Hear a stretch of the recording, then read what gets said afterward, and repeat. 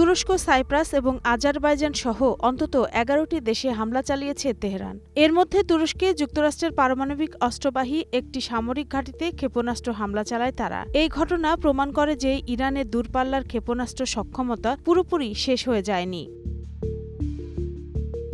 শনিবার তৃতীয় দফা মিসাইল ছুড়েছে ইরান। টাইমস অব ইসরায়েল জানায়, শুক্রবার সন্ধ্যা থেকে শনিবার সকাল পর্যন্ত ৩বার মিসাইল হামলা চালিয়েছে তেহরান। এদিকে সৌদি আরবের প্রতিরক্ষা মন্ত্রণালয়ের মুখপাত্র এক্স হ্যান্ডেল জানান, একটি তেলক্ষেত্র লক্ষ্য করে আসা ৬টি ড্রোন এবং বিমান ঘাঁটির দিকে ছোড়া ব্যালিস্টিক ক্ষেপণাস্ত্র ঠেকিয়ে দিয়েছে সেনারা।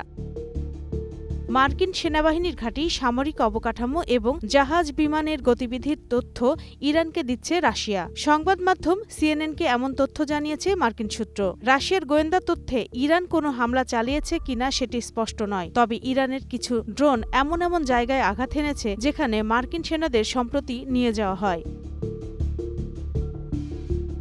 এছাড়া যুক্তরাষ্ট্রের কাছে গোয়েন্দা তথ্য আছে ইরানকে আর্থিক সহায়তা এবং যুদ্ধাস্ত্র এবং মিসাইলের সরঞ্জামাদি দেয়া শুরু করবে চীন। কারণ ইরানের তেলের ওপর অনেকটা নির্ভরশীল তারা। ইরান হরমুজ প্রণালী বন্ধ করে দিলে মধ্যপ্রাচ্য থেকে তেল আসা বন্ধ হয়ে যায়। নৌপথটি বর্তমানে প্রায় বন্ধ থাকায় বিশ্বজুড়ে তেল ও এলএনজি সরবরাহের 1/5 বন্ধ হয়ে যেতে বসেছে। এর ফলে সংঘাত শুরুর পর থেকে অপরিশোধিত তেলের দাম বেড়েছে 15% বেশি।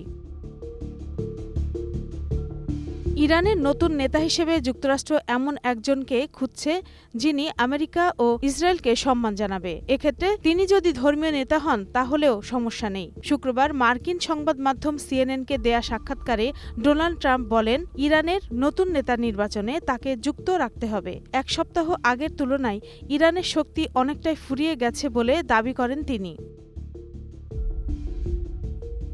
রত্না জামান, গ্রিন নিউজ ডেস্ক।